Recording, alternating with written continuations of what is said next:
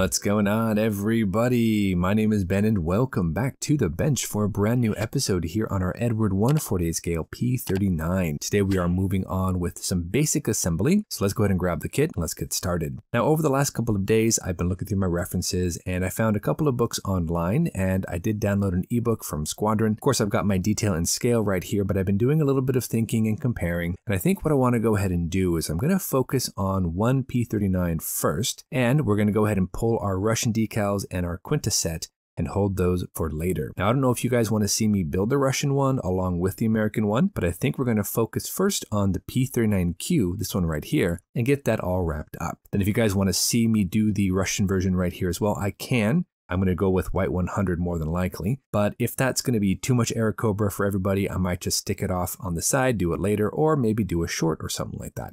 You never know. But I'm going to eventually build up the P-39 in Russian markings. In fact, I've got another idea. I might be able to do something kind of cool, kind of unique for that particular version. Until then, though, we're going to put it off to the side. We're just going to focus on the P-39Q, and we're going to see what we can do with that. One thing I have noticed is that I am missing some masks, and luckily for me, I do have another P-39 dual combo kit, and I did kind of source the masks out of that one. And as you can see here, we do have an entire set there for two P-39s. We can go ahead and use these for this version and then maybe for the Russian version as well. After I've taken off all of the masks, I might be able to come back and use this and scan it, and maybe I can go ahead and make my own and just cut them with my Cricut cutter. That might be an option. Not really sure though, but I do have them ready to go, so I can use these and mask up everything. Much rather have the masks.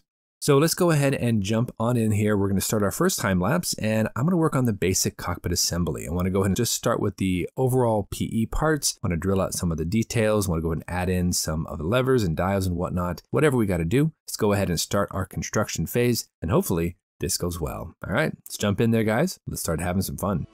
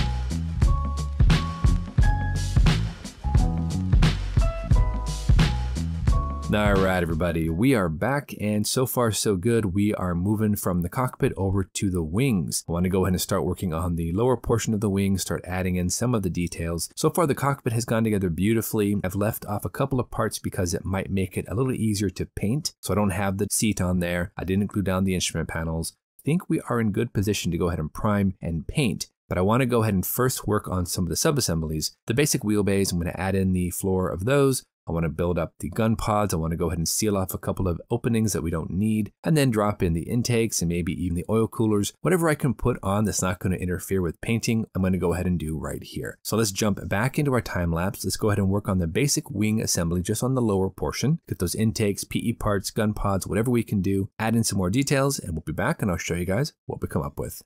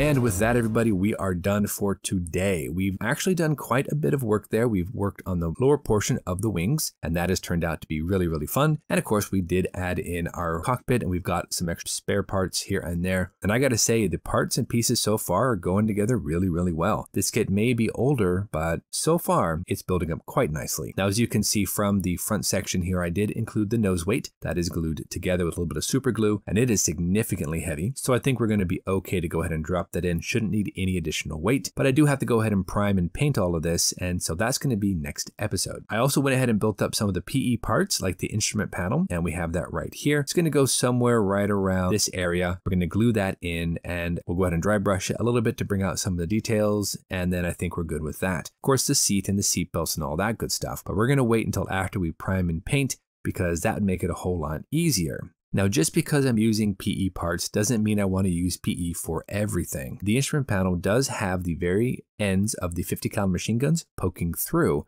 for the charging handle and all that good stuff. I didn't want to go ahead and make those out of PE parts. They just are too finicky. Didn't want to fool with that. So instead, I found a couple of 50 caliber machine guns out of my F-86 Sabre that I built a while back.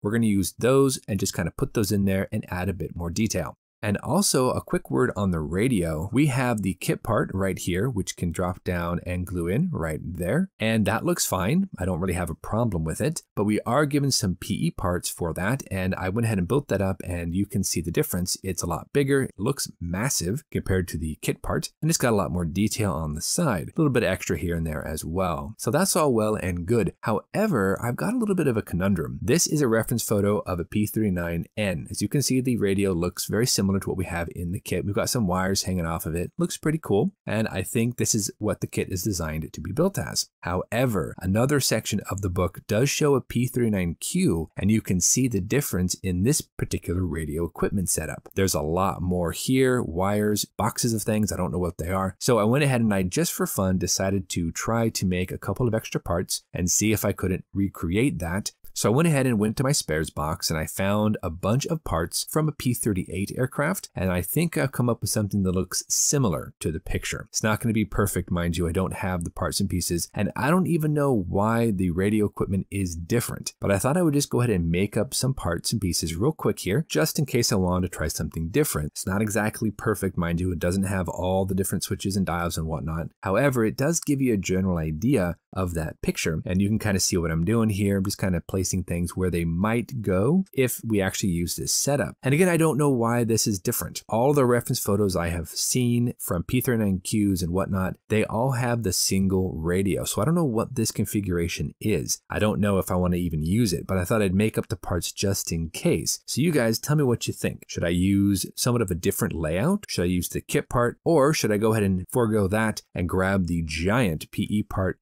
and glue that in? So let me know what you think. I'm open to whatever I can do with it. I'm going to try to make it look as cool as I can, but you know, I'm not really sure which way to go. So let me know what you guys think, and we'll go ahead and tackle that next episode.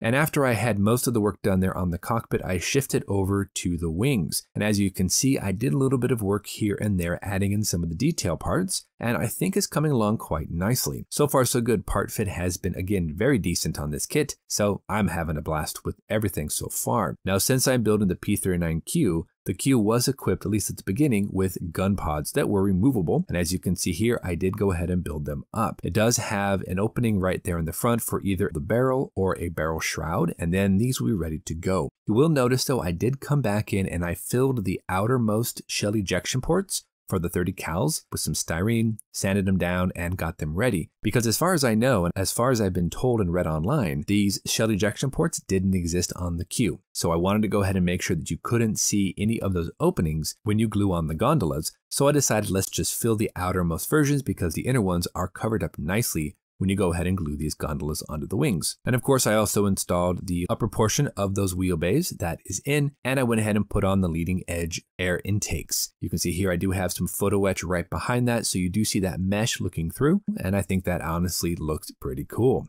But that is it, guys. We are all finished up with episode number 2. Thank you so much for joining us today. We're going to go ahead and move on next week with some priming, painting, pre-shade, post-shade, weathering, whatever we got to do for that cockpit. Get this thing looking a little bit more like a P-39. So until then, you guys know the drill. Go out there, get yourself some bench time, have some fun, build something cool, and we'll see you back here on episode 3 for more modeling adventures with our P-39. Thanks for watching, everybody. Take care of yourselves, and we'll see you soon.